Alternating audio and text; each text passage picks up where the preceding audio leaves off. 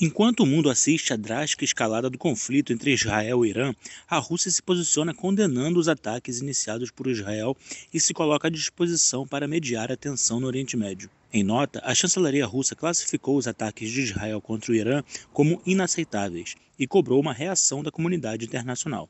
Ao mesmo tempo, na última terça-feira, dia 17, o porta-voz do Kremlin, Dmitry Peskov, afirmou que a Rússia não enxerga na posição israelense a busca de uma solução pacífica com o Irã. Enquanto isso, o presidente dos Estados Unidos, Donald Trump, se posiciona de forma mais direta ao lado de Israel e faz graves ameaças contra Teherã.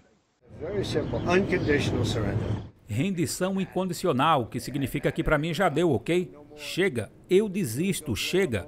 E aí vamos explodir toda essa coisa nuclear que está por aí.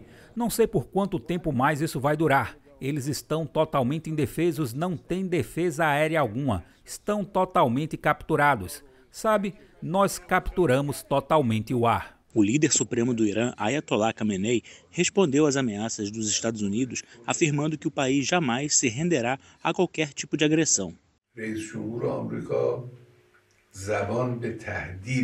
O presidente dos Estados Unidos recorreu a ameaças contra nós. Ele não apenas faz ameaças, mas de forma grosseira e inaceitável, conclama explicitamente a nação iraniana a se render. Tais declarações são verdadeiramente surpreendentes.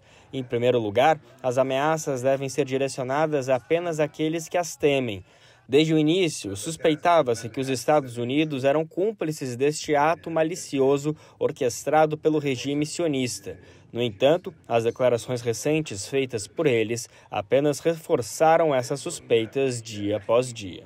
Nesse contexto, os riscos de uma escalada ainda mais grave deixam a Rússia em alerta, pois o país possui um grande interesse estratégico no Oriente Médio, e o Irã é um importante aliado de Moscou na região. O jornalista Ruslan Suleimanov, no entanto, aponta que os interesses russos têm uma ambiguidade. Acima de tudo, a Rússia manifesta preocupação com o que acontece entre Irã e Israel porque, por um lado, essa escalada é vantajosa para o Kremlin, porque isso representa uma alta nos preços do petróleo, ou seja, um lucro adicional para o orçamento russo. E isso é uma distração do foco dos políticos americanos, europeus, sobre o que acontece na Ucrânia. Por outro lado, o Kremlin não está interessado que essa escalada aumente muito mais, pois é uma situação perigosa para o Kremlin, que a sua presença e os seus próprios interesses na região. E considerando a relação bem próxima entre Moscou e Teherã, em primeiro lugar, na esfera militar, a Rússia não gostaria que o regime em Teherã fosse muito atingido, ainda mais que seja derrubado. Seria um golpe a mais contra os interesses russos. Por isso, o Kremlin, no fim das contas, gostaria que essa escalada fosse interrompida e não crescesse até chegar a um caos incontrolável. O presidente dos Estados Unidos, Donald Trump, por sua vez, ao comentar a disposição russa de mediar o conflito, deixou claro que não é do interesse de Washington deixar Moscou ter uma maior influência na crise da região. Ele se ofereceu para ajudar a mediar e eu disse, faça-me um favor, medie a você mesmo.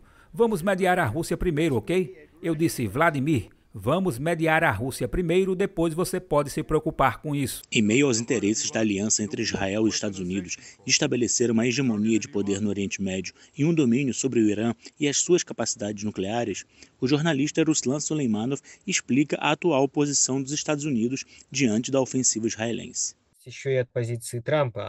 E muito vai depender da posição de Trump, porque afinal ele iria querer mediadores. Se ele decidiu por si próprio entrar na guerra contra o Irã do lado de Israel, então é provável que ele não queira ter algum outro país para ajudar em uma desescalada. Se ele decidiu ir até o fim para derrubar o regime em Teherã, mesmo que isso seja bem difícil, então por que ele precisaria de mediadores?